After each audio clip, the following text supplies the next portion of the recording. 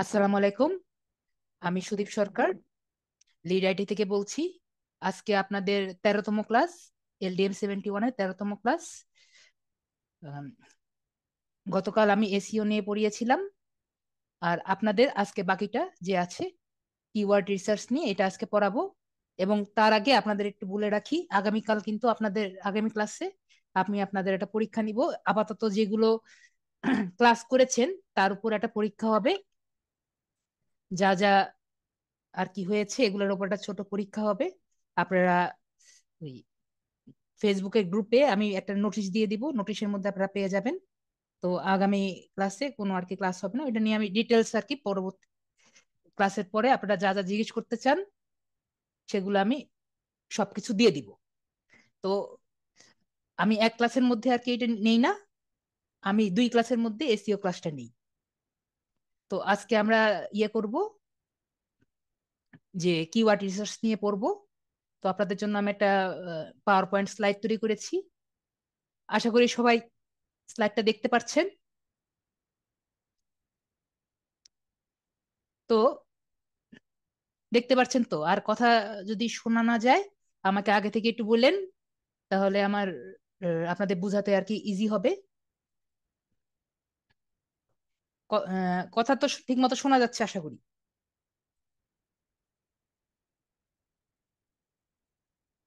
হ্যাঁ, একজন বলেছে যে ঠিক মতো শোনা যাচ্ছে। তো তাহলে আমি ক্লাস শুরু করছি। আজকের টপিক হলো কিওয়ার্ড রিসার্চ। তো কিওয়ার্ড রিসার্চ করার সময় আমাদের প্রথমতই হলো কিওয়ার্ডস গুলা কি কি, এগুলো আপনারা ধরে রাখেন। এগুলো কিন্তু আপনাদের পরীক্ষার সময় আসতে পারে। TA, DA, PA, TF, CF, DR, UR, PBN আর এসিআরপি। আমরা কিন্তু এসিআরপি নিয়ে গত ক্লাসে কিন্তু আমি বলেছিলাম, যখন ক্রল করে সে এসিআরপি তে দিয়ে দেয়। তো এগুলা নিয়ে কিন্তু আমি কথা বলেছিলাম, এগুলা কিন্তু পরীক্ষার মধ্যে আপনাদের আসবে। তো টিএ, ডিএ, পিএ এগুলা কিভাবে পাবেন? গুগলে যাবেন, গুগলে গিয়ে আপনি সার্চ দিবেন টিএ ইন এসইও, তাহলে কিন্তু সুন্দর মতো আপনি পাবেন যে ট্রাস্ট অথরিটি ইন এসইও। একইভাবে ডিএ মানে কি? Domain authority. পিএ মানে হলো পেজ অথরিটি। টিএফ মানে হলো ট্রাস্ট ফ্লো। সিএফ হলো সিটারেশন ফ্লো। ডিআর হলো ডোমেন রেটিং। ইউআর হলো ইউআরএল রেটিং। পিবিএন হলো প্রাইভেট ব্লক নেটওয়ার্ক। আর যেটা আমি সেদিনও বলেছিলাম, সিইআরপি হলো সার্চ ইঞ্জিন রেজাল্ট পেজ। তো এটা সম্পর্কে আমি মনে করি আপনারা একটু জানা উচিত। এজন্য আমি সবগুলোর সম্পর্কে একটু আমি বোঝানোর চেষ্টা করার জন্য আমি স্লাইডটা বানিয়েছি। এবং এটার উপরে কিন্তু আপনাদের বেশিরভাগ অনেকেই গিগ দেয় আর কি এসইওর উপর। এটা আমি আপনাদের ক্লাস শেষে আমি আপনাদের এসইও ক্লার্কে নিয়ে আমি দেখে বুঝাবো। তো টিএটা কি, মানে ট্রাস্ট অথরিটি কি? ট্রাস্ট অথরিটি হলো এমন একটি ওয়েবসাইটের বিশ্বাসযোগ্যতা যে কেমন সেটা বোঝায়। এটি মেট্রিকটি সাধারণত খুব বেশি ব্যবহৃত হয় না এসইওতে, এখন আর বেশি ব্যবহৃত হয় না, কিন্তু সাধারণত একটি ডোমেনের বয়স। ডোমেন বলতে হলো একটা হলো ডোমেন, একটা হোস্টিং। একটা ওয়েবসাইটের ডোমেন হলো আপনি মনে করেন www.google.com, এটা হলো ডোমেন। আর হোস্টিং হলো যেখানে আমি এই ওয়েবসাইটটা রেখেছি, এটা হলো হোস্টিং। তো ডোমেন আর হোস্টিংটা কি আশা করি বুঝতে পেরেছি। তো সাধারণত এটি ডোমেনের বয়স, ইনবাউন্ড লিঙ্কের গুণগত মান। ইনবাউন্ড লিঙ্ক বলতে বোঝাচ্ছে হলো ব্যাক লিঙ্ক, যেটা আমি সেদিনও বলেছি।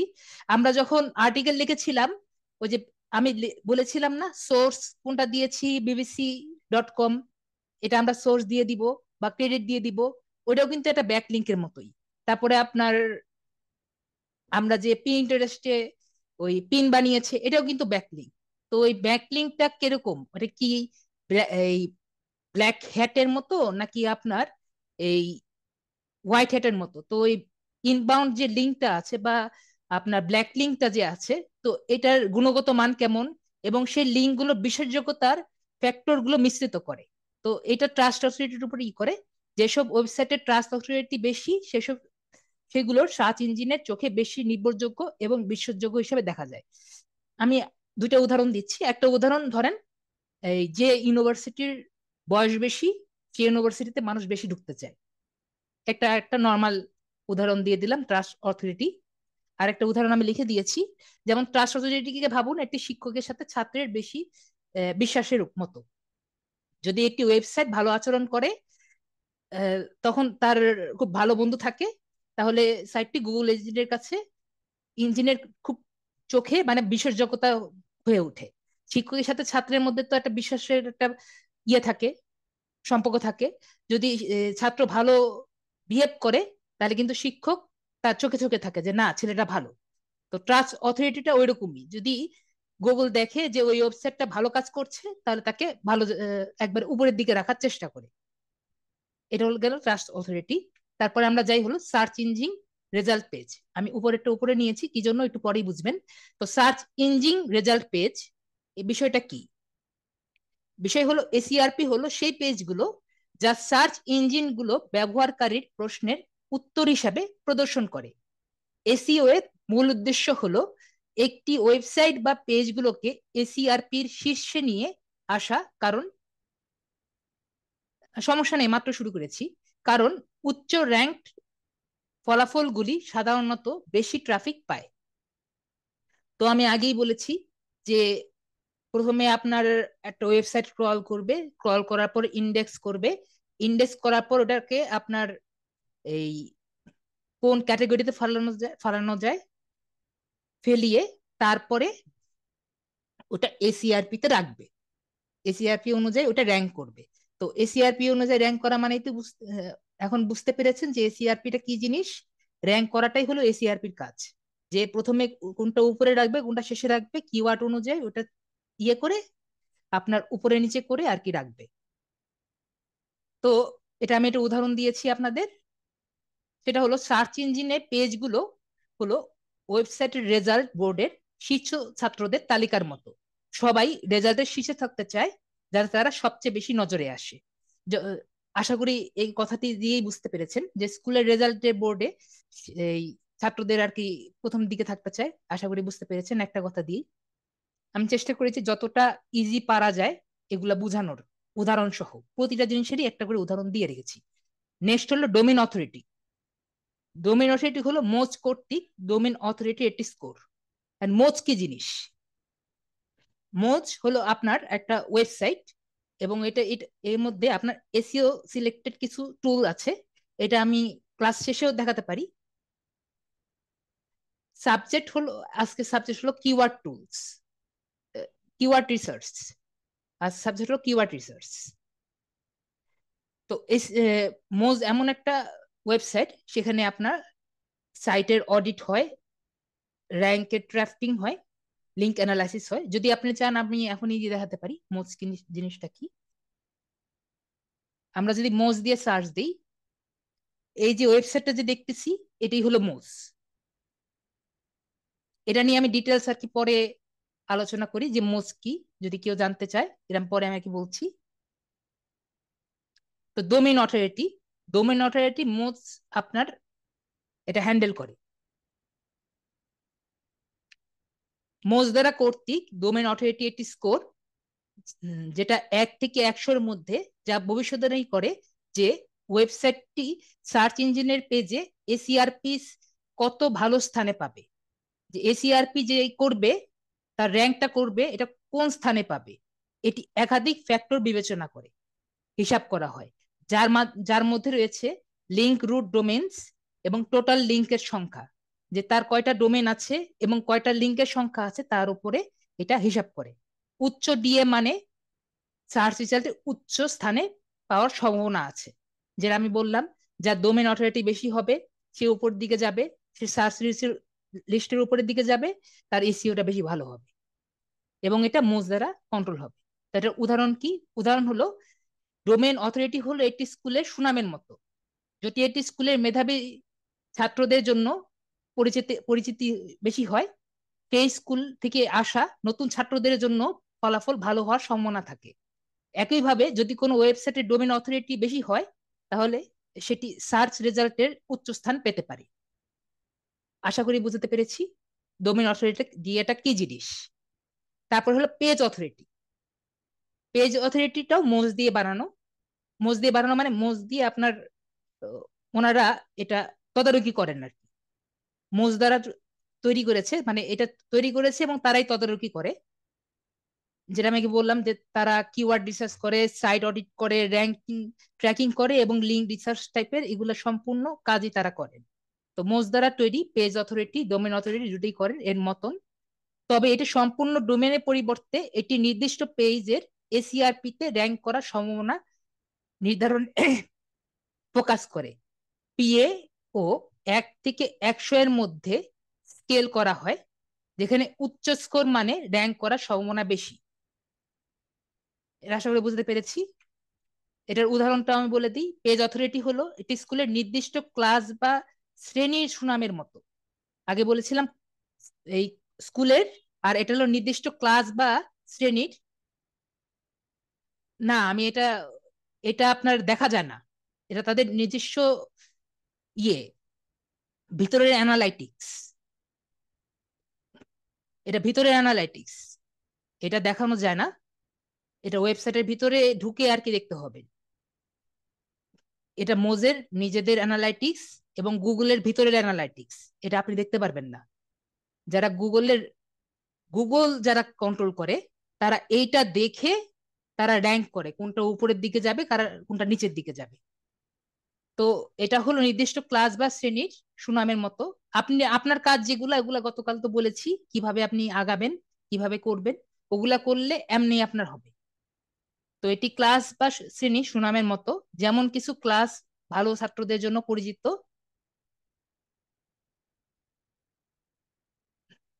লিখেছে এআই এর মতো। আর্টিফিশিয়াল ইন্টেলিজেন্স তো অন্য জিনিস, এখানে তো আর্টিফিশিয়াল ইন্টেলিজেন্সের কাজ নেই। আমরা কিওয়ার্ড দিয়ে যখন পেজগুলো বানাই, ভালো মতো কিওয়ার্ড দিয়ে পেজগুলো বানালে এবং যখন আমরা ব্যাকলিং দিয়ে যখন করছি, তখনই কিন্তু আপনার এগুলা আস্তে আস্তে বাড়বে, একদিনে তো বাড়বে না। এগুলো আমি আগেই বলেছি গতকাল ক্লাসে, যে আপনার এই হোয়াইট হেড কি, ব্ল্যাক হেড কি, এগুলা সম্পূর্ণ ডিটেলস আমি বলেছি। আজকে বলেছি যে এই কিওয়ার্ড গুলা কি, এগুলার সম্পূর্ণ এই জিনিসগুলা কি, এটা আজকে আপনাদের, আজকে কিন্তু সম্পূর্ণ থিওরিটিক্যাল ক্লাস। গতকাল এটা থিওরিটিক্যাল ক্লাস ছিল, আজকেরটাও কিন্তু থিওরিটিক্যাল ক্লাস। তো পেজ অথরিটি হলো স্কুলের নির্দিষ্ট একটি ক্লাস।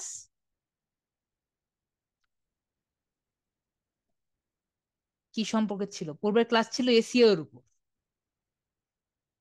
তো একটি ক্লাস যা শ্রেণীর সুনামের মতো, তেমন কিছু ভালো ছাত্রদের জন্য পরিচিত এবং কিছু ওয়েব পেজও গুরুত্বপূর্ণ হিসেবে ব্যবহৃত এবং সার্চ রেজাল্টের উপরের দিকে দেখানো হয়। এটা গেল পেজ অথরিটি। তারপর এটা কি? তারপরে হলো ট্রাস্ট ফ্লো। ট্রাস্ট ফ্লো হলো, এগুলো কিন্তু আসবে, কিন্তু টিএফ মানে কি, তারপরে এগুলা কিন্তু আপনার পরীক্ষায় কিন্তু আসবে। এসইও মানেই কিন্তু আপনার বেশিরভাগই থিওরিটিক্যাল। ট্রাস্ট ফ্লো কি? ট্রাস্ট ফ্লো হলো ম্যাজেস্টিক দ্বারা তৈরি মেট্রিক বা ওয়েবসাইটে পয়েন্ট করা লিঙ্ক গুলো গুণগত মান পরিমাপ করা হয়। উচ্চ ট্রাস্ট ফ্লো মানে হলো সেই ওয়েবসাইট গুলোর সেই ওয়েবসাইট গুলোর লিঙ্ক গুলো অন্যান্য উচ্চমানের সাইট দ্বারা প্রাপ্ত। এটি একটি ওয়েবসাইটে বিশ্বাসযোগ্যতা নির্ধারণে সহায়ক, তার ব্যাকলিঙ্কে গুণগত মান নির্ধারণ করে। আপনি যে ব্যাকলিঙ্ক গুলা করবেন, এগুলো আসলে ভালো নাকি খারাপ, এটা এই ম্যাজেস্টিক, এই ট্রাস্ট ফ্লোটা ঠিক করে। আমি যেমন বললাম, যেমন মজ যেমন একটা, ম্যাজেস্টিকও তেমন একটা কোম্পানি। আপনি ম্যাজেস্টিক দিয়ে সার্চ দিলে, ম্যাজেস্টিক.com সার্চ দিলে ওরকম একটা ওয়েবসাইট নিয়ে যাবে। এটা আমি আপনি পরে দেখাচ্ছি ক্লাস শেষ করার পরে। তো ওরা আর কি ঠিক করে কি, যে আপনার ট্রাস্ট ফ্লোটা কেমন, এবং এটাই কিন্তু আপনাদের কাজ হবে। পরে আমি দেখাচ্ছি বিষয়গুলা কি, মানে লিঙ্ক করা তো দেখিয়েছি, এগুলো সবই দেখানো হয়েছে, কিন্তু এটা আমি বলছি যে ট্রাস্ট ফ্লোটা কি। তো ট্রাস্ট ফ্লো হলো বন্ধুর নির্ভরযোগ্যর মতো। যদি অনেক বিশ্বাসযোগ্য লোক আপনার সঙ্গে কথা বলে অনেক, তাহলে আপনিও বিশ্বাসযোগ্য হিসাবে বিবেচিত হবেন। ওয়েবসাইটটির ক্ষেত্রে যদি তাদের লিঙ্কগুলো অনেক বিশ্বাসযোগ্য ওয়েবসাইট থেকে আসে, তাহলে তাদের ট্রাস্ট ফ্লো বেশি হয়। এই গেল হলো ট্রাস্ট ফ্লো। তারপর হলো সিটেশন ফ্লো। সিটেশন ফ্লো হলো ম্যাজেস্টিক, এটাও ম্যাজেস্টিক থেকে তারা করা আরেকটি মেট্রিক, যা ওয়েবসাইটের লিঙ্কের সংখ্যা মাপায়। লিঙ্কের গুণগত মান বিবেচনা না করে এটি ইঙ্গিত করে দেয় যে ওয়েবসাইটটি কতটি প্রভাবশালী হতে পারে সেটির সাথে লিঙ্ক করা সাইটগুলোর উপর ভিত্তি করে। ট্রাস্ট ফ্লো এর বিপরীতে সিটেশন ফ্লো লিঙ্কের গুণগত মান বিবেচনা করে না। আশা করি বুঝাতে পেরেছি, এখানে লিখে আমি বুঝিয়ে দিয়েছি যে সিটেশন ফ্লো করে যে কতটা প্রভাবশালী লিঙ্ক থেকে এসেছে। এটার উদাহরণ আমি দিয়েছি যে সিটেশন ফ্লো হলো একটি স্কুলে আপনি কতটি জনপ্রিয় তার মতো। যদি একটি লোক আপনার সম্পর্কে কথা বলে, যদি তার সেবা ছাত্র না হয়েও থাকতে পারে, মানে আপনার সম্পর্কে আর কি বললো, তাহলে আপনি জনপ্রিয় হয়ে উঠবেন। ওয়েবসাইটের ক্ষেত্রেও যদি আপনাকে অনেক লিঙ্ক থাকে অন্য ওয়েবসাইট থেকে, তাহলে আপনার সিটেশন ফ্লো বেশি হয়, যদিও সেই লিঙ্কগুলো সবসময় সেটা নাও হতে পারে। তারপর ডোমেন রেটিং এরএফস দ্বারা তৈরি। তো এরএফস কোনটা? এরএফস কিন্তু আপনার ম্যাজেস্টিকের মতো আরেকটা কোম্পানি হলো এরএফস দ্বারা তৈরি। ডোমেন রেটিং হলো একটি স্কোর যা একটি ওয়েবসাইটের ব্যাকলিঙ্ক প্রোফাইলগুলো সামগ্রিক শক্তি দ্বারা প্রতিফলিত করে। 1 থেকে 100 এর মধ্যে স্কেলে উচ্চ ডিআর মানে সেই সাইটের একটি শক্তিশালী ব্যাকলিঙ্ক প্রোফাইল আছে যা সার্চ ইঞ্জিনের উচ্চ র্যাঙ্কিং পেতে সহায়তা করে। কারণ এআরএফ কিন্তু এই কোম্পানিটা, এরা খুবই শক্তিশালী ব্যাকলিঙ্ক তৈরি করার জন্য খুবই শক্তিশালী কোম্পানি। এরা ঠিক করে যে যে আপনি কই থেকে ব্যাকলিঙ্ক করেছে, এরা খুবই শক্তিশালী, মানে এই অ্যানালাইসিস করে, কিওয়ার্ড রিসার্চ করে এবং সাইট অডিটিং করে যে আপনার সাইটের কি অবস্থা, এগুলা অডিটিং করে। তো ডোমেন রেটিং, এটার একটা উদাহরণ দিচ্ছি। সেটা হলো ডোমেন রেটিং হলো এমন একটি স্কুলের ছাত্রদের ভালো ফলাফলের উপর ভিত্তি করে একটি স্কুলের স্কোর দেওয়া হয়। এরকম উচ্চ স্কোর মানে স্কুলটি খুব শক্তিশালী এবং অন্যদের দ্বারা সম্মানিত। তারপরে হলো ইউআরএল রেটিং, হেরেভস থেকে আসা ইউআরএল রেটিং। আপনাদের এসইওর অন্যান্য গুগল যখন করাবো, গুগলের জন্য যখন ক্লাস করাবো, তখন আপনাদের দেখাবো। আপনাদের আজকের ক্লাস আর গতকালের ক্লাস এই দুটা এসইওর ক্লাস। এসইও হলো আপনার থিওরিটিক্যাল ক্লাস। থিওরিটিক্যাল ক্লাসের পরে আপনাদের পরীক্ষা হবে। তারপরে আপনাদের আমি যাব গুগলে, কিভাবে কিওয়ার্ড রিসার্চ করা হয়, কিভাবে আপনি কিওয়ার্ড রিসার্চ করবেন। তারপরে যখন আমরা ওয়ার্ডপ্রেসে যাব, ওয়ার্ডপ্রেসে কি কি করা হয়, বানানো হয়, ওগুলা দেখানো হবে। আশা করি বুঝতে পেরেছি। তো ইউআরএল রেটিং যেটা বুঝাচ্ছিলাম কি জানি, হ্যাঁ, ইউআরএল রেটিং এরএফ দ্বারা আসা ইউআরএল রেটিং ডোমেন রেটিং এর মতোই, তবে একটি সম্পূর্ণ ডোমেনের পরিবর্তে একটি নির্দিষ্ট পেজে ব্যাকলিঙ্ক প্রোফাইলের শক্তি মূল্যায়ন করে। এক্সাম নেক্সট নেক্সট ক্লাসেই আর কি আপনাদের এক্সাম হবে। এসইও থেকে বেশি আসবে, বেশিরভাগই কিন্তু এসইও থেকে আসে। যে গত ক্লাসের ক্লাস নিলাম আর আজকের ক্লাস নিলাম, এসইও বেশিরভাগই কিন্তু আপনার এগুলা নিয়ে। উচ্চ ইউআর মানে সেই নির্দিষ্ট পেজটি শক্তিশালী ব্যাকলিঙ্ক রয়েছে যা সেটিকে সার্চ রেজাল্টে উচ্চ র্যাঙ্ক করতে সাহায্য করে। আমি আমি যে ক্লাস, এখন ক্লাস ছাড়া অন্য কথা না বলি, কিন্তু আমি চেষ্টা করেছি যতটা এই হার্ড টার্ম গুলাকে যতটা ইজি করে আপনাদের প্রেজেন্ট করা যায়। আপনারা একটু মনোযোগ দেন, আশা করি বুঝতে পারবেন। এজন্য আমি লিখে এনেছি বড় করে, যাতে আপনারা বুঝতে পারেন। না না, আপনার এ পর্যন্ত যে কয়টা হয়েছে, এখন এক্সাম নিয়ে কথা না বলি। ইউআরএল রেটিং, ইউআরএল রেটিং হলো একটি নির্দিষ্ট ক্লাসরুমের স্কোর দেওয়ার মতো। একটি উচ্চ স্কোর মানে হলো সেই ক্লাসরুমের খুব শক্তিশালী এবং অন্যদের দ্বারা সম্মানিত। ইউআরএল রেটিং তো আশা করি বুঝতে পেরেছি। এরএফ দ্বারা, সরি, এরএফ দ্বারা থেকে আসা ইউআরএল রেটিং হলো ডোমেনের পরিবর্তে একটি নির্দিষ্ট পেজে ব্যাকলিঙ্ক প্রোফাইল দ্বারা মূল্যায়ন করে। উচ্চ ইউআর এই যে পরিমাপ করে নির্দিষ্ট পেজটির শক্তিশালী ব্যাকলিঙ্ক রয়েছে নাকি সেটা দেখে এবং সেটিকে সার্চ রেজাল্টে র্যাঙ্ক করতে সাহায্য করে। আপনার ইউআরএলটা কতটা ভালো সেটা সে ইউআরএল র্যাঙ্কিং দিয়ে সে মাপে। এটাও 1 থেকে 100 একটা রেটিং আটকে আছে, সেটা দিয়ে আর কি সে মেপে নেয় যে আপনার ইউআরএলটা যে আছে এটা আসলে কতটা ভালো। তো ইউআরএল রেটিং আমি একটা উদাহরণ দিয়েছি। ইউআরএল রেটিং হলো একটি নির্দিষ্ট ক্লাসরুমের স্কোর দেওয়ার মতো। একটি উচ্চ স্কোর মানেই হলো সেই ক্লাসরুমের খুব শক্তিশালী এবং অন্যদের দ্বারা সম্মানিত। আপনার ইউআরএল রেটিংটা যদি ভালো থাকে তাহলে আপনি অন্যদের থেকে একটু ভালো বুঝেন বা ভালো করেন, সেটা ইউআরএল রেটিং। তারপরে হলো private block network, PBN. Private block নেটওয়ার্কটা কি বুঝায়? প্রাইভেট ব্লক নেটওয়ার্ক হলো এমন এক ধরনের ওয়েবসাইটের নেটওয়ার্ক যা একটি ব্যক্তি বা প্রতিষ্ঠানের মালিকানায় থাকে এবং একটি নির্দিষ্ট ওয়েবসাইটের সার্চ ইঞ্জিন র্যাঙ্কিং উন্নত করার জন্য ব্যাকলিংক তৈরি করে। পিবিএন গুলো প্রায় গ্রে হ্যাট এসইও হিসাবে বিবেচিত হয়, কারণ এই সার্চ ইঞ্জিনের র্যাঙ্কিং ম্যানিপুলেশন প্রতিষ্ঠা করার চেষ্টা করা যেতে পারে, যা গুগলের মতো সার্চ ইঞ্জিন দ্বারা শনাক্ত করা হলে শাস্তির সম্মুখীন হতে পারে। আমি আগেই বলেছিলাম গ্রে হেড কিন্তু ভালো না, কিন্তু আবার ভালো, মানে ধরা পড়লে খারাপ কিন্তু ভালো। বিষয়টা হলো এটাই হলো গ্রে হেড। তো পিবিএন আপনার এই গ্রে হেডটাই আর কি মোটামুটি ফলো করে, এবং আপনাকে যদি বুঝতে পারে আর কি, তাহলে আর কি আপনার উপরে শাস্তি দেওয়া হবে। ম্যানিপুলেশন মানে হলো এই, আমরা তো জানি যে গ্রে হেডে কি কি করা হয়। র্যাঙ্ক কিওয়ার্ড যদি বেশি বেশি ইউজ করেন তাহলে কিন্তু ও বুঝতে পারবে যে এটা এটা সার্চ দিলেই আর কি দেওয়া যায়। একটা উদাহরণ দেই, আপনার ভিডিও থাকবে তো, আনোয়ারুল ইসলাম, ভিডিওটা থাকবে। তো আপনাকে আমি যেটা বললাম, ম্যানুপুলেট হলো হলো ধরেন কিওয়ার্ড থাকলো, একজন বলছে আপনি এখন চ্যাট বক্স অফ করে দিন। আমি চ্যাট বক্স অফ করে দিব। ওকে, একটু ওয়েট করতে হবে।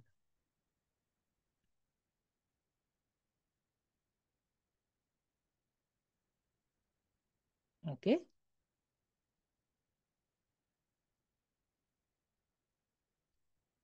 সেমিনার আক্তার আবার জিজ্ঞেস করেছেন ব্যাকলিংক কি। না, আমি ক্লাস শেষে এক্সাম নিতে চাচ্ছিলাম, প্রশ্নগুলো নিতে চাচ্ছিলাম।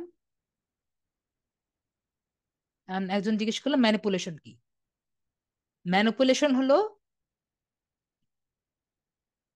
ম্যানিপুলেশন হলো আপনার সার্চ ইঞ্জিনকে কাউকে ম্যানিপুলেট করা হলো, কাউকে নিজের ইশারায় নাচানো হলো ম্যানিপুলেট করা। এটা হলো বাংলা কথায়, আপনি যেটা বলবেন সে সেটাই করবে, এটা হলো ম্যানিপুলেট করা।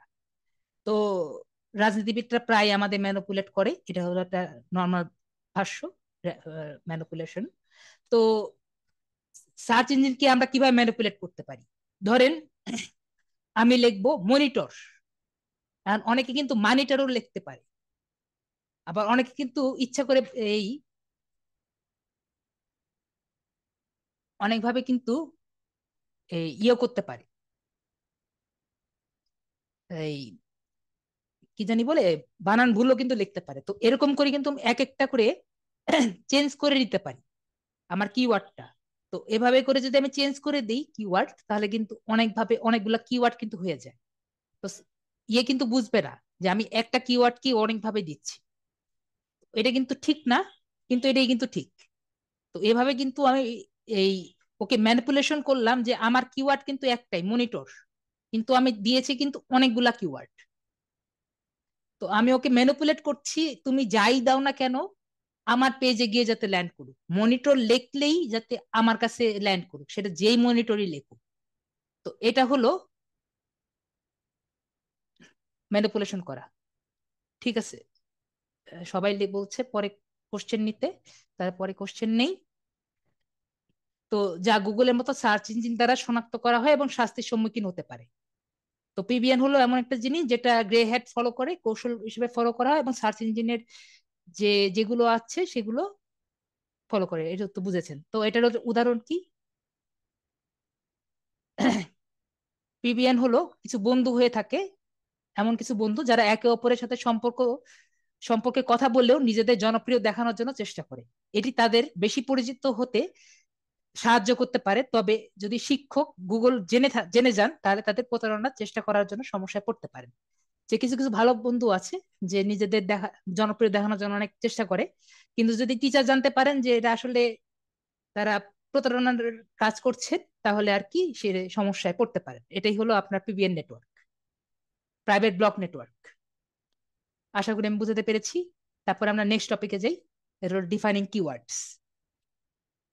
এখন আমরা এতক্ষণ ধরে জানলাম যে কিওয়ার্ড গুলা কি, এই পিএ টিএ যেগুলো আর কি শিখলাম, এগুলা দিয়ে একটা ওয়েবসাইটের আমরা র্যাঙ্ক করতে পারি, এগুলা জানলাম। এগুলার র্যাঙ্কিং যদি আমরা বাড়াই দিতে পারি, তো এগুলা দিয়ে কিন্তু আমরা একটা ওয়েবসাইটের ইয়ে বাড়াতে পারি, এগুলার স্কোর যদি বাড়াতে পারি। স্কোর কিভাবে বাড়াতে পারি এগুলো তো আমরা আগেই কিন্তু বলেছি, যে ব্যাকলিঙ্ক ক্রিয়েট করা, আরেকটা হলো আপনার ওই, একটু আগে তো বললাম, আমি ভুলে গেলাম। তো একটা হলো ব্যাকলিঙ্ক ক্রিয়েট করা, আর একটা হলো ভালো মতো কিওয়ার্ড গুলা দেওয়া। এই দুটা কাজ করেই কিন্তু আমরা যে কোনো সাইটের, এবং কন্টেন্ট অবশ্যই ভালো, যেটা দরকার সেগুলো কন্টেন্ট ক্রিয়েট করা, মানে ব্ল্যাক হোয়াইট হেড এসইও যে করতে হয়, এগুলা ফলো করেই কিন্তু আমরা যে কোনো সাইটের র্যাঙ্কিং কিন্তু করতে পারি। এগুলো আমি গত ক্লাসেই সুন্দর মতো বুঝিয়েছি। এখন হলো কিওয়ার্ডস। কিওয়ার্ডস কিন্তু কয়েক টাইপের হয়। কিওয়ার্ডসটা দুই ভাগে ভাগ করা যায়, বলতে গেলে কিওয়ার্ডসটা দুই ভাগে ভাগ করা যায়, মানে দুই টাইপের, দুই ভাগে ভাগ করা যায়। তো আমি একটু উদাহরণ বুঝাই দিই, তাহলে বুঝতে পারবেন। ক্যাটেগরি ক্যাটেগরি ভাবে দুই ভাগে ভাগ করা যায়। একটা হলো কাস্টমার ডিফাইন, তিন ভাগে ভাগ করা যায়। একটা হলো কাস্টমার ডিফাইনিং কিওয়ার্ডস, একটা হলো প্রোডাক্ট ডিফাইনিং কিওয়ার্ডস, আর একটা হলো জিও টার্গেটিং কিওয়ার্ডস। এটা ক্যাটেগরি ক্যাটেগরি ওয়াইজ তিন ভাগে ভাগ করা যায়। আর একটা হলো লেন্থ ওয়াইজ পাঁচ ভাগে ভাগ করা যায় কিওয়ার্ডস। একটা হলো শর্ট টেল কিওয়ার্ডস, একটা হলো লং টেল কিওয়ার্ডস, একটা হলো সাব গ্রুপ কিওয়ার্ডস, একটা হলো শর্ট টার্ম ফ্রেশ কিওয়ার্ডস, একটা হলো লং টার্ম এভারগ্রিন কিওয়ার্ডস।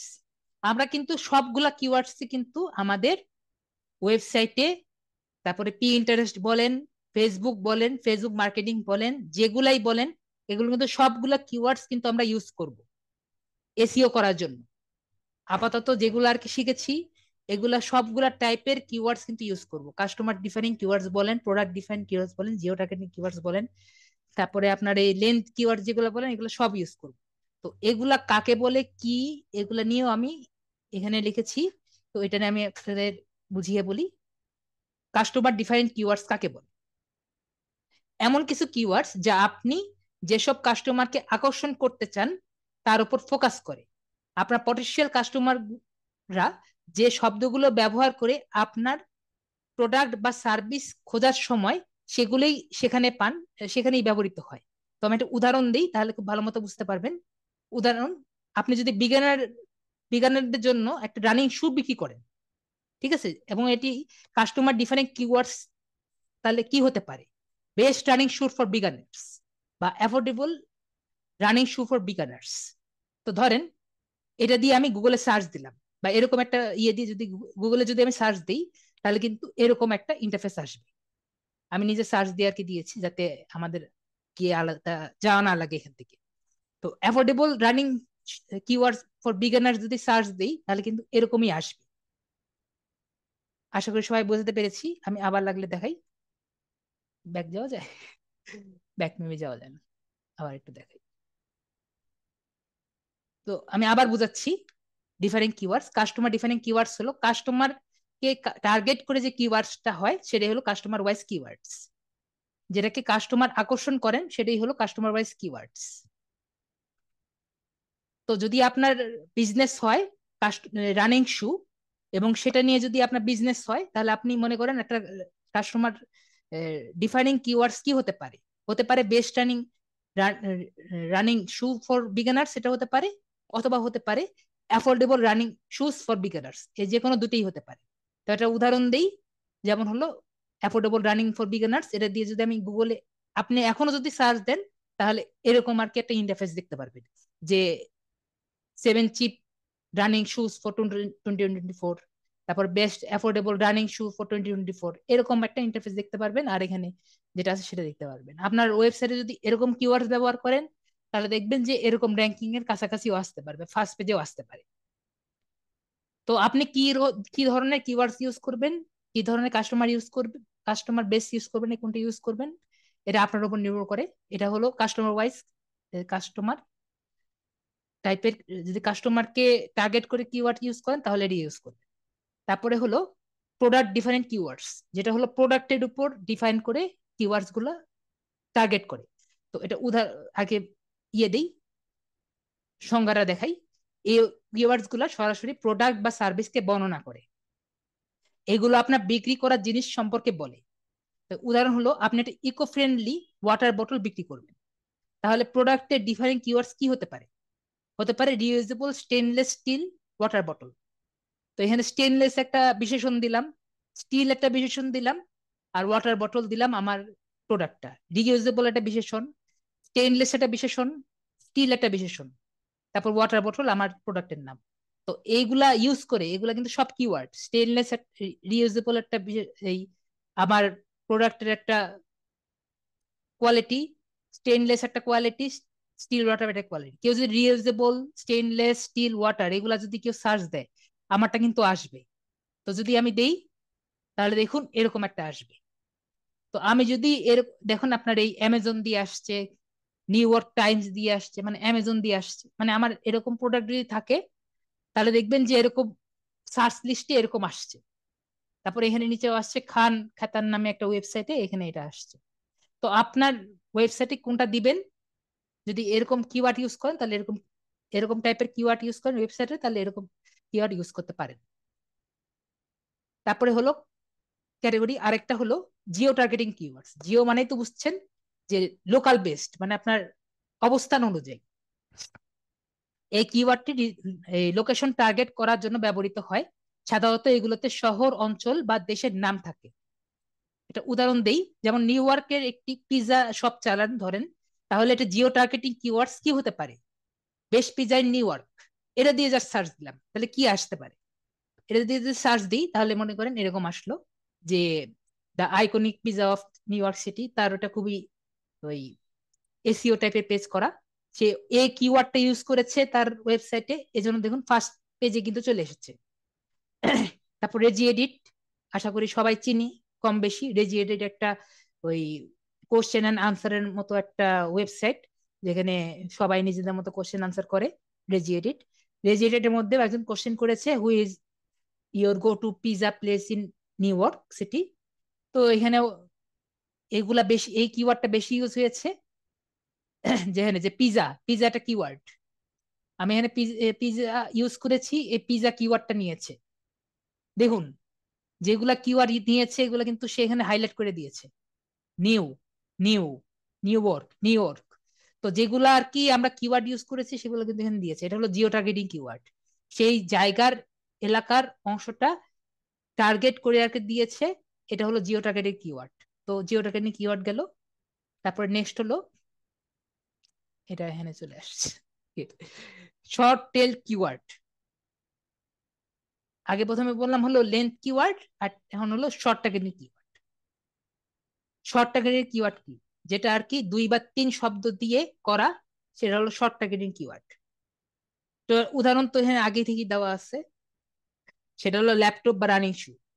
একটা ওয়ার্ড দিয়ে বা দুইটা ওয়ার্ড দিয়ে, দুইটা ওয়ার্ড দিয়ে বা 3টা ওয়ার্ড দিয়ে যদি করি, সেটা হলো আপনার শর্ট টেল, মানে এক কথায় শেষ। মনিটর দিলাম, ল্যাপটপ দিলাম, রানিং শো দিলাম, যেটাই দেই একটা ওয়ার্ড দিয়ে করাই হলো আপনার short tail running, short tail keyword.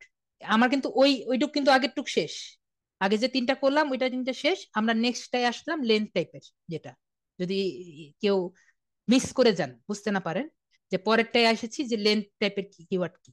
তো প্রথমে বললাম শর্ট টেল কিওয়ার্ড, এগুলো সাধারণত 2 বা 3 শব্দের মধ্যে দিয়ে গঠিত, ব্রড জেনারেল বা কিওয়ার্ডস টাইপের হয়ে থাকে। এগুলো ভলিউম বেশি হয় না, এবং ভলিউম বেশি হয়, এগুলো ভলিউম বেশি হয় যেহেতু শর্ট। ল্যাপটপ বলতে কিন্তু অনেক ধরনের ল্যাপটপ বোঝায়, এসপি ডেল থেকে শুরু করে সব টাইপের ল্যাপটপ হয়। এবং দেখেন এখানে কিন্তু আমার বিশেষণ নাই। রানিং শো কিন্তু একটা কথাই, শো কিন্তু নর্মালি রানিংই হয়, আর কিছু হয় আর কি, কিন্তু রানিং শো বলতে খুবই মানে জেনার কিন্তু কম হয়ে যায়। ল্যাপটপ বলতে কিন্তু গেমিং ল্যাপটপ আছে, অফিসিয়াল ল্যাপটপ আছে, আমি কিন্তু কোনো কিছু বলি নাই, ল্যাপটপ দিয়ে জাস্ট একটা ল্যাপটপই বুঝাচ্ছি। তো এটা দিয়ে যদি আমি সার্চ দিই ল্যাপটপ দিয়ে, দেখুন hp.com আসছে। আর রেজাল্ট কিন্তু সে অনেকগুলা পেয়েছে, যদি আমি নিচে যাই তাহলে আর কি দেখতে পারবো রেজাল্ট কিন্তু অনেক এসেছে। বেস্ট বাই এসেছে, ওদেরটার মধ্যে কিওয়ার্ড বেশি, এই জন্য বেশ বাই এসেছে। এবং ট্রাস্টেড, আগেও বলেছি ট্রাস্ট ফ্লো কিন্তু ইউজ করে। পরে ল্যাপটপ আসুসের যেটা আছে সেটা এসেছে। এটা গেল শর্ট টেল। পরে আসবে মনে long tail. Long tail keywords, যেটা 3 থেকে 4 ওয়ার্ড এবং মোর, সেটা হলো লং টেল কিওয়ার্ড। তো আগে আগে বলি না, আগে আমরা করে যাই। এগুলো একটি নির্দিষ্ট কিওয়ার্ড যা 3 বা তার বেশি শব্দ হয়ে থাকে। এগুলোর সার্চ ভলিউম কম এবং প্রতিযোগিতাও কম, এবং এগুলোর টার্গেট আরো বেশি। তো এটা কি? Best budget laptop for students. আগে আপনি এই জিনিসটা একটু খেয়াল করেন, আগে কিন্তু জাস্ট ল্যাপটপ দিয়েছি। এটাকে আমরা কিভাবে লং টেল করলাম? Best budget for students, students দিয়ে জাস্ট স্টুডেন্টের জন্য দিলাম। বাজেট দিয়ে এটাকে আরেকটু নিশ করলাম, বেস্ট দিয়ে আরেকটু ছোট করলাম। আমার সার্চ রেজাল্ট যেমন এই যে আমরা লিড জেনারেশনে যেরকম ছোট করে আনছিলাম, আশা করি সবার মনে আছে, লিড জেনারেশনে যেমন আমাদের সার্চটা ছোট করে আনলাম। বেস্ট স্টুডেন্টস ফর ল্যাপটপ দিয়ে শুধুমাত্র স্টুডেন্টের জন্য ল্যাপটপ নিয়েছি। অবশ্যই স্টুডেন্ট গেম খেলবে না, এজন্য ওরা দিবে না। বেস্ট বাজেটের ল্যাপটপ, বাজেট ল্যাপটপে অবশ্যই গেম খেলা হবে না। তো সেরকম করে আর কি ল্যাপটপ গুলো করা হচ্ছে। পরে best running feet for flat feet. তো আমরা কি দিয়েছি এখানে? Flat feet. তো ফ্ল্যাট ফিট ছাড়া অন্য কোনো ফিটে যাতে না দেখা, এটা দিয়ে দিয়ে দিয়ে দিলাম। রানিং শু বলতে রানিং শু ছাড়া অন্যগুলোটা হবে না। আবার বেস্ট দিয়ে দিয়েছি, যে একটু কম রিভিউ যেগুলো, এগুলো যাতে না দেখানো হয়। আশা করি আমি বুঝাতে পেরেছি লং টেল আর শর্ট টেলের মধ্যে পার্থক্য। তো আমি যদি উদাহরণ দিই, best budget for laptop for student দিয়ে সার্চ দিই, তাহলে দেখুন এরকম আর কি দেখাচ্ছে যে কোন কোন গুলা আছে। এগুলোর মধ্যে দেখবেন যে সবগুলো কম টাকার মধ্যে যেগুলো আছে বা কম প্রাইজের মধ্যে আছে সেগুলো কিন্তু দেখাচ্ছে বেস্ট চিপ ল্যাপটপ। দেখেন, চিপ ল্যাপটপ কিন্তু আসছে। ওই প্রাইস টু পারফরমেন্স রেশিও কিন্তু আসে নাই। চিপ বলতে কিন্তু প্রাইস টু পারফরমেন্স রেশিও কিন্তু হয় না, চিপ বলতে চিপ। আশা করি আমি বুঝতে পেরেছি। তারপরে হলো নেক্সটটা, নেক্সট হলো সাব গ্রুপ, মানে একটা গ্রুপ অনুযায়ী ভাগ করা। সেটা হলো কি? একটি কিওয়ার্ডস এর নির্দিষ্ট একটি নিশ বা ক্যাটাগরিতে টার্গেট করে যা ব্রডার মার্কেটের মধ্যে থাকে। একটি উদাহরণ হলো ল্যাপটপ বা ব্রড ক্যাটাগরির মধ্যে একটি সাব গ্রুপ বা কিওয়ার্ড হতে পারে, যেটা গেমিং ল্যাপটপ আন্ডার 1 লাখ টাকা ধরেন। আমি এটাকে আরেকটু একটা গ্রুপের মধ্যে নিয়ে নিলাম, যে আমার গেমিং ল্যাপটপ লাগবে এবং গেমিং ল্যাপটপটা আমার 1 লাখ টাকার মধ্যে লাগবে, এর উপরে আমি যাব না। গেমিং ল্যাপটপ আমি জানি যে 2 লাখ টাকা বা এরকম টাকার মধ্যে হয়। তো আমি চাচ্ছি যে 1 লাখ টাকার মধ্যে যেগুলা গেমিং ল্যাপটপ আছে সেগুলো হবে। অথবা trail running shoes for women, trail running shoes যেগুলো আছে সেগুলো চাচ্ছি, এবং ফর ওমেন যেগুলো চাচ্ছি সেগুলা আমার লাগবে। তো তার কিন্তু টার্গেট আমি ব্রডার মার্কেটের মধ্যে থাকবে, এবং এটা আপনার ওই একটা সাব ক্যাটাগরি থাকবে। এটা কিন্তু আপনার একবারে ব্রডও না, এবং ক্যাটাগরি ওয়াইজ একটা হলো আপনার এই নিশ মার্কেট, একটা হলো ব্রড মার্কেট। তো গেমিং ল্যাপটপ শুধুমাত্র গেমারদের জন্য, এবং আন্ডার 1 লাখ টাকা তো যারা আর কি বাজেট গেমিং করে তাদের জন্য। তো তাহলে আপনার কত হয়? আশা করি বুঝতে পেরেছেন যে শুধুমাত্র যেগুলো আপনার এখানে ফিল্টার করে দিয়ে দিবে, যে 1 লাখ টাকার মধ্যে 2022 থেকে 23 এই বছরের মধ্যে মনে এরকম নাই। তো এরকম আর কি যেগুলো আছে সেগুলো আর কি দিয়েছে। তারপরে এখানে আর কিছু আর কি দিয়েছে। আশা করি বুঝাতে পেরেছি। যেটা আর কি আছে এগুলো আর কি এখানে দিয়েছে। এটা দিয়ে যদি সার্চ দিই এটাই আসবে। এটা গেলো আপনার সাব ক্যাটাগরি। তারপর আর দুটা ক্যাটাগরি আছে মনে হয়, short term fresh keywords. Short term fresh keywords কি? একই ধরনের কিওয়ার্ডস যেটা কিছু সময়ের জন্য প্রাসঙ্গিক থাকে, প্রায়শই ট্রেন্ড বা ইভেন্টের কারণে এগুলো দ্রুত ট্রাফিক আনার জন্য ব্যবহৃত হয়। শর্ট টাইম ফ্রেশ কিওয়ার্ড হলো কিছু সময়ের জন্য কিন্তু ইভেন্টের কারণে ব্যবহৃত হয় এবং তারপর কিন্তু চলে যায়। তো এগুলো কিরকম? ধরেন ইন্ডিয়ায় কিন্তু খুব বেশি হয়। ইন্ডিয়ায় এই যে ফ্ল্যাশ সেল কিন্তু লেগেই থাকে, বিগ ব্যাং থাকে, তারপরে এই ব্ল্যাক ফ্রাইডে থাকে, অ্যামাজনে প্রায় লেগেই থাকে।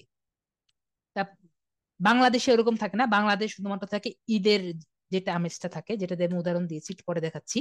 তো ওদের এখানে ব্ল্যাক ফ্রাইডে থাকে, তারপরে আরো অনেক ইভেন্ট থাকে। তো ইভেন্টের টাইমে মোবাইল বলেন, ল্যাপটপ বলেন, সবকিছুর দাম কিন্তু খুবই কমে যায়। তো যখন কমে যায় তখন মানুষ হুলস্থুল করে কিনে ফেলে। তো এটাই হলো শর্ট টাইম কিওয়ার্ড। তো একটা উদাহরণ আমি দিয়েছি, উদাহরণ হলো laptop deals in Eid day 2024 in Bangladesh. তো ঈদ ডে 2024 দিয়েছি, এন্ড ঈদ ডে 2024 দিলে শুধুমাত্র দেখা যাবে যে আপনি পাকিস্তানেরটা পাচ্ছেন।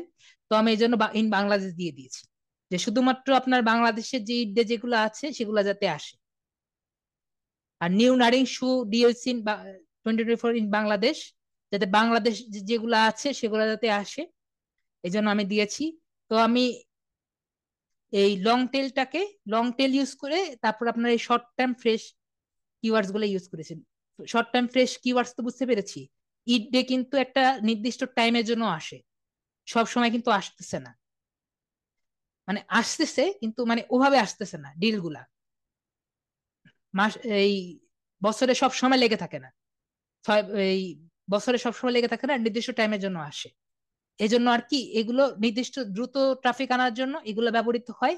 কিছু সময়ের জন্য আসে তারপর চলে যায়। ধরেন আপনার এই যে প্রায় দেয়, আপনি ফেসবুকে ঢুকলে দেখবেন যে জামা কাপড়ের জন্য কিছু সময়ের জন্য আসে তারপর চলে যায়, উইন্টারের জন্য উইন্টার স্পেশাল, এটা আর কি বোঝানোর জন্য short time winter special jacket কিছুদিনের জন্য নিয়ে যান, এরপরে দাম বেড়ে যাবে। এটা হলো আপনার এই শর্ট টাইম ফ্রেশ কিওয়ার্ডস। বা ওই যে ঠান্ডার টাইমে ওই হিটারের দাম বেড়ে, হিটার নিয়ে যান, একটু পরে দেখা যায় হিটারের দাম বেড়ে যায়। এটি হলো শর্ট টাইম ফ্রেশ কিওয়ার্ডস। এটা উদাহরণ আমি দিয়েছি যে ল্যাপটপ ডিএসসি নিড দেন বাংলাদেশ। দেখুন ঈদ অফারে বেস্ট পারচেস ইন কুরবানি কি কি আছে, এই যে এমসি সলিউশন বিডি ওনারা এগুলা দিয়েছিলেন। তো ল্যাপটপ প্রাইস স্টার টেকে কি কি আছে, র্যান্স কম্পিউটারও চিনি আমরা, 4 স্টার আইটি এটাও একটা কোম্পানি। তো এরা আর কি দিয়েছিল 2024-এ কি কি ডিল ছিল এগুলো আর কি শো করছে। তারপর লাস্টেরটা হলো কি লং টার্ম এভারগ্রিন কিওয়ার্ড। এগুলা কি? এভারগ্রিন মানে কি? যেটা সব সময় সারা জীবন থাকে, এগুলো কখনো শেষ হয় না, সেটা হলো এভারগ্রিন। এগুলা হলো যে দীর্ঘ সময় ধরে ট্রেন্ডে থাকে, এগুলো সব সময় ট্রাফিক আসে। যেমন আগে আর কি প্রায় ক্লিক বেটের জন্য ইউজ হতো ওই কি জানি বলে হাউ টু বেসিক, যারা আর কি ইউটিউবে দেখে, হাউ টু বেসিক টাইপের আর কি একটা ইউটিউব চ্যানেল আছে, আশা করি যারা কম বেশি ইউটিউব দেখেন ওইখানে দেখবেন সব সময় কিন্তু ওই ইউটিউবের জিনিসগুলা মানে ওটা সবসময় ট্রেন্ডে থাকে। কি জন্য? ওইখানে আর কি বিভিন্ন ধরনের হাসি ভিডিও দেখায়, যাই হোক ওই ভিডিওগুলো সবসময় ট্রাফিকের মধ্যে থাকে। তো আর কি ওইটা আপনার এভারগ্রিন কিওয়ার্ডের মধ্যে পড়ে। তো এটা হলো how to choose a laptop বা হাউ টু চুজ দ্য এই রানিং শুজ।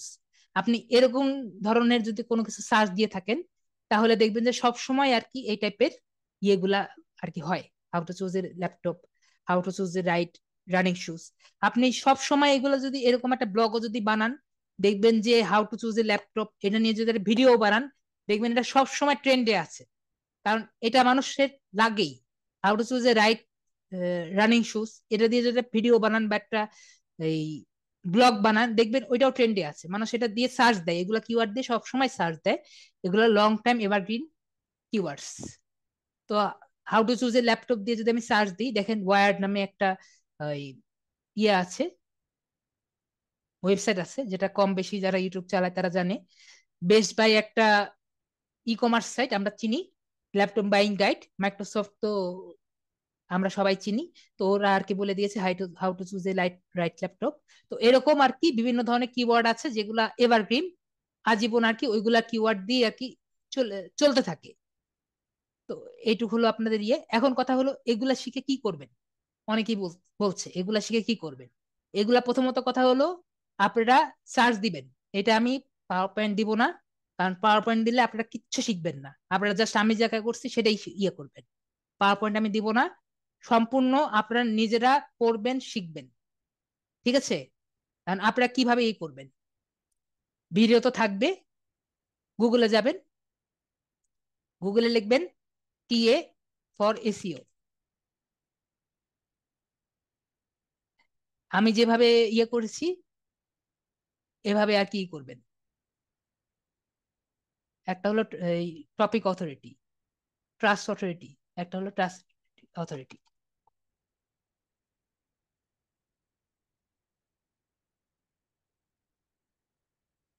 টপিক অথরিটিও আছে, ট্রাস্ট অথরিটিও আছে।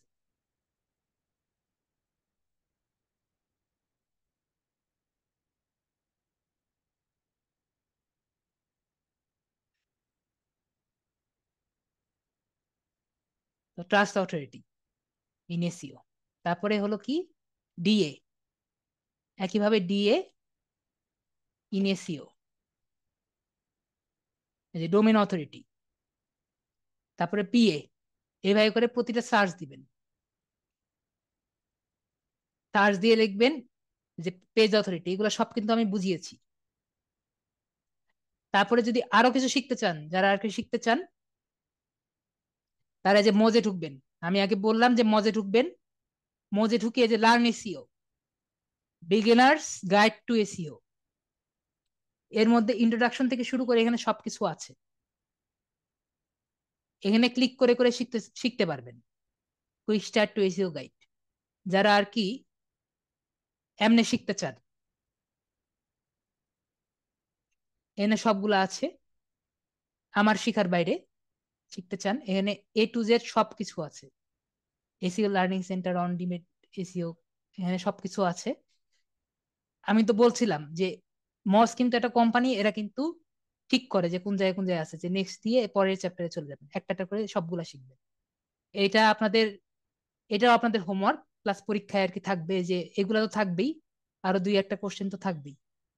মস কি থাকতে পারে, অন্যান্য জিনিসপত্র থাকতে পারে। ঠিক আছে, এগুলো সবগুলা ক্লিক করে করে একটা একটা করে পড়বেন, এগুলো সব পড়বেন।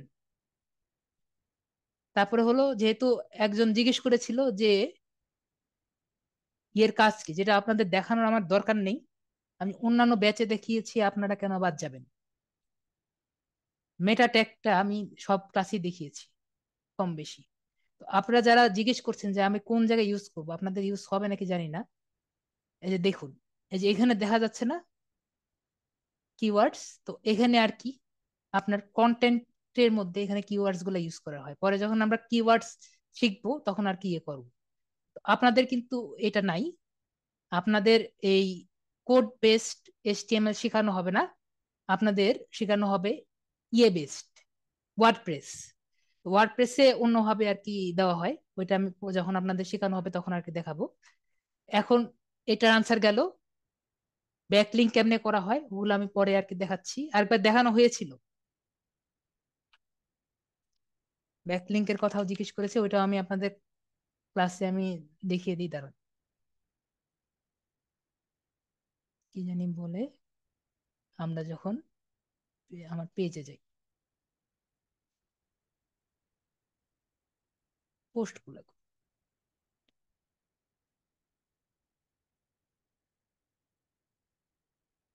একটু ওয়েট করেন, আমি এটা পড়ি। হুম, এই যে এখানে যে দেখছেন, সবাই দেখছেন, এই যে এখানে ক্লিক করলে এই পেজ থেকে চলে গিয়ে অন্য পেজে চলে গেল। এই পেজ কিন্তু আমার না, এটা কি লিঙ্কডইন? এটা তো লিঙ্কডইন না, এই পেজ আমি চিনিও না। এটা হলো ব্যাকলিঙ্ক। আমার এই পেজের সাথে, এই আর্টিকেলের সাথে ব্যাকলিঙ্ক করে দিয়েছে। তো আমরা কিভাবে একটা ইয়ের সাথে লিঙ্ক করেছিলাম, আপনার যদি মনে থাকে থাকে, আমরা ওই একটা ইয়ে করেছিলাম, করার পরে এখানে সোর্স দিয়েছিলাম মাইল সিম, সোর্স দিয়েছিলাম মাইল সিম, মানে যেখান থেকে আর কি নিয়েছিলাম, বিবিসি দিয়েছিলাম মনে হয় আপনাদের সময়। তো এখানে ঢুকলে যে যে জায়গা থেকে আর কি নিয়েছিলাম, এই জায়গাটা আসে, এটা হলো আপনার ব্যাকলিঙ্ক। তো আপনারা যেটা করবেন, মনে করেন আমি ফাইবারের যে গিগ আছে ধরেন, এটা এই ফাইলটা আমি প্রমোশন করতে চাচ্ছি, এটা প্রমোশন করতে চাচ্ছি, একটা আর্টিকেল লিখলাম, আর্টিকেল লিখে যদি এরকম এটা দিয়ে আমি কয়েকটা ব্যাকলিঙ্ক করে দিই, আমার একটা এসিও হলো না। তো এটা হলো একটা ওয়ে। এটা আসলে ওভাবে একটু চিন্তা করলেই হয় যে এটা বিষয়টা কি। তো এইগুলো আপনাদের এসিও কিওয়ার্ডস। ও হ্যাঁ, লাস্ট হলো এসিও ক্লার্ক। এসিও ক্লার্কে ঢুকলাম, দেখুন আমি একটু ঢুকি, দেখেন এখানে অনেকগুলোই পেজ আছে, আমি একটাই ঢুকলাম, দেখেন কি লিখেছে।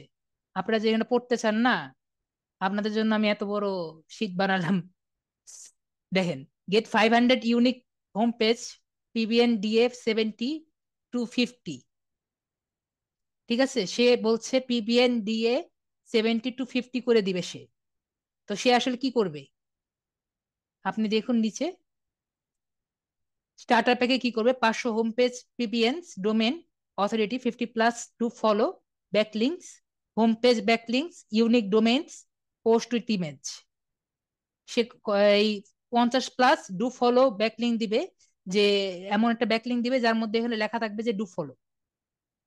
তারপর হোম পেজ ব্যাকলিং করবে, ইউনিক ডোমেন পোস্ট করবে, যেগুলোর মধ্যে আলাদা আলাদা ওয়েবসাইট থাকবে এবং ওয়েবসাইটের মধ্যে আলাদা আলাদা ডোমেন থাকবে, সবগুলা আলাদা আলাদা ডোমেনে আলাদা আলাদা পোস্ট থাকবে ইমেজ সহ। এটা তার $220। তারপর স্টার্টার প্যাক, যেটা $450। না না, do F do follow it, G, do মানে ফলো ইট, মানে সে যে প্যাকটা করবে আপনার পেজের, এই যে ইনি যে কাজটা আর কি শুরু করবে, আপনি যদি তার এখানে স্টার্টার প্যাকটা নেন $220, সে আপনার ওয়েবসাইটের 500 হোম পেজ পিপিএনস অথরিটিতে 50+ ডু ফলো করে দিবে, ব্যাকলিংক হোম পেজ করবে এবং ইউনিক ডু ফলো পোস্ট করবে ইমেজ সহ আপনার ওয়েবসাইটের। এটা ওনার স্টার্টার প্যাক, আমি এখানে যা আছে সেটা আমি রিডিং করে আপনার বুঝাই দিলাম। আর এখানে করবে 900, আর এখানে করবে 2000 হোম পেজ। তৌফিক, আশা করি বুঝতে পেরেছি আমি কি বোঝাতে চেয়েছি। স্টার্টার প্যাকে 500 হোম পেজ পিবিএনস করবে, স্টার্টার প্যাকে 900 হোম পেজ করবে, আর এই স্টার্টার পেজে যেটা আপনার $1000, সে 2000 হোম পেজ করবে, যেটাতে 50+ ডু ফলো ব্যাকলিংস সে পাবে।